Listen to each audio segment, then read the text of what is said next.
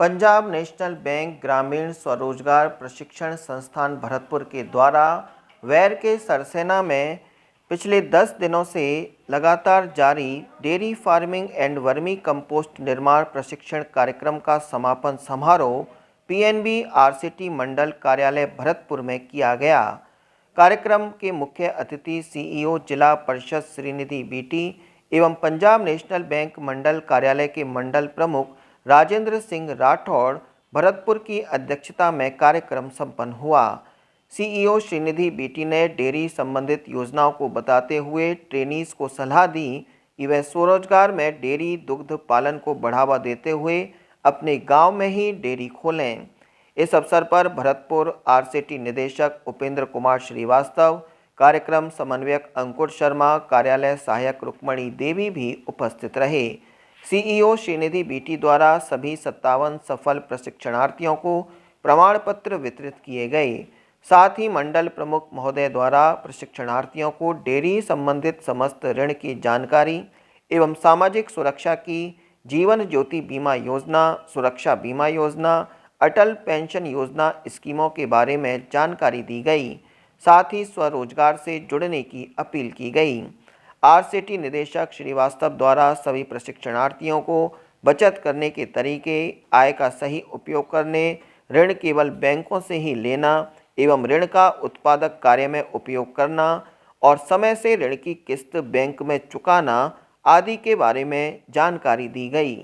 लक्ष्मी देवी है और हमने पीएनबी आरसीटी संस्थान के माध्यम से प्रशिक्षण प्राप्त किया। इसमें हमें डेयरी एवं वर्मी कंपोस्ट का प्रशिक्षण लिया और हम गांव में भी गए इस प्रशिक्षण के बाद रैली पर, और डायरेक्टर सर उपेंद्र श्रीवास्तव जी ने हमें ड्रेस वितरित की और उसको पहनने के बाद हमें एक अलग हिम्मत और हौसले की जागृत हुई और हम अपना ये अनुभव अपने गांव में और किसी को भी देंगे और आगे बढ़ने के। मेरा नाम प्रियंका देवी है। मैंने अपने सरसेना गांव में पीएनबी आरसीटी वर्मी कंपोस्ट एवं डेयरी फार्मिंग का काम सीखा वहां पर, और हमारे वहां पे श्री उपेंद्र वास्तव जी आए, उन्होंने ड्रेस का वितरित किया और हमने वहां पर गायों की नस्लों के बारे में सीखा, देसी नस्ल और विदेशी नस्ल, और भैंसों के बारे में, उनकी बीमारियों के बारे में भी बताया गया। हाँ, इससे हम डेयरी खोल सकते हैं और हमारे लिए दूध की समस्या भी नहीं आएगी हमारे सरसेना गांव में। दूध की रेट भी सही मिल पाएगी। हाँ। मेरा नाम पिंकी देवी है। हमने वर्मी कंपोस्ट खाद बनाना सीखा था।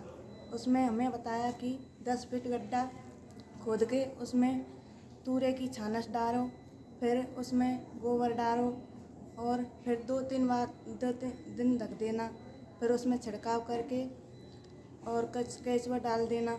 उससे वर्मी कंपोस्ट खाद बनकर तैयार हो जाएगा।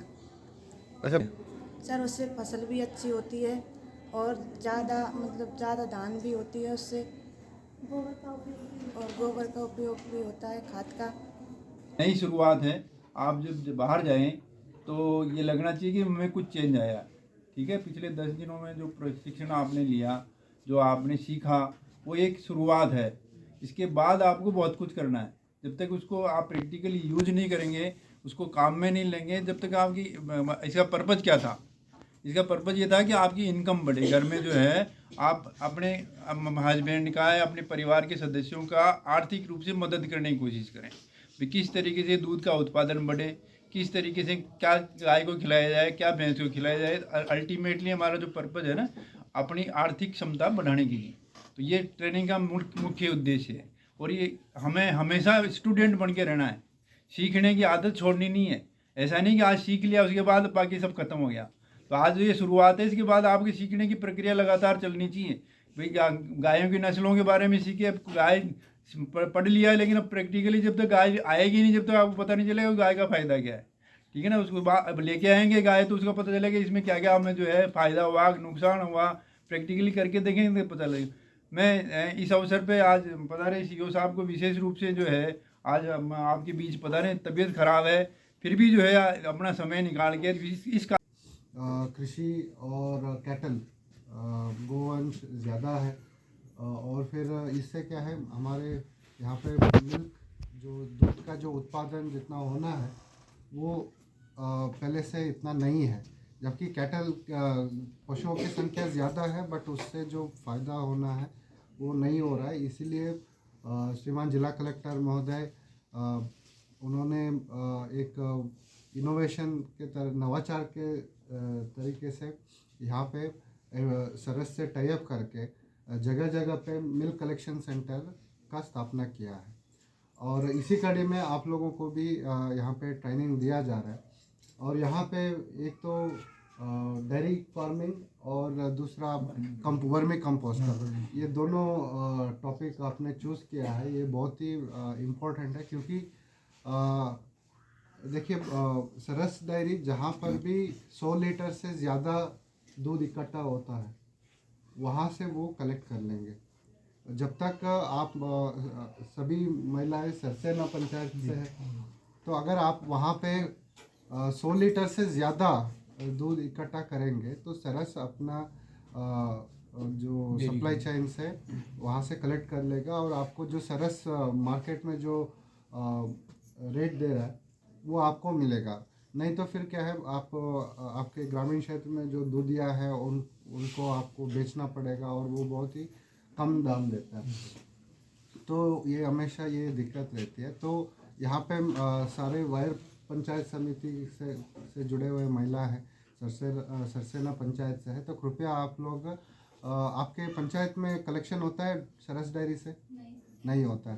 तो वैसे मैं आपको बताना चाहता हूँ, भुसावर में भी कुछ महिला है SHG के माध्यम से मिल्क कलेक्शन सेंटर का स्थापना किया है, और हर रोज़ 200 लीटर से ज़्यादा दूध कलेक्ट करते हैं, और वहाँ से सरस डायरी कलेक्ट करके उनको मंथली पेमेंट करते हैं जो महिलाओं के पास पहुँचती है।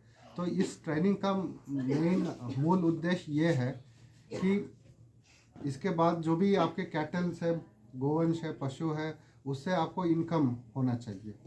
तो ये मेन इसका जो ट्रेनिंग का जो उद्देश्य है।